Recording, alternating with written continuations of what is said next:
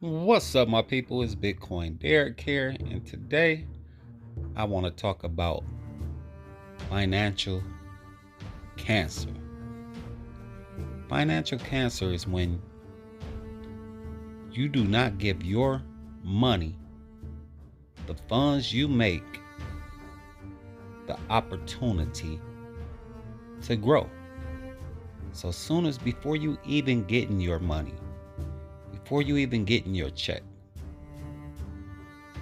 before you even get your cash, it's already gone.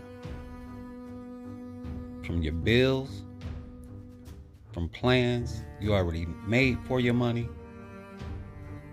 that's financial cancer. You have to learn to let your money grow.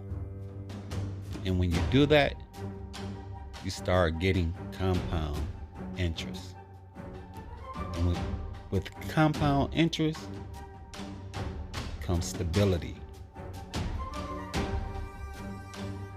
And with stability, you can pretty much do anything you want with your money. Remember that. If you want to learn how to compound your money with just a little down payment and let it grow over time, contact me. It's that simple. Stop letting your money be in financial cancer. Have a great day.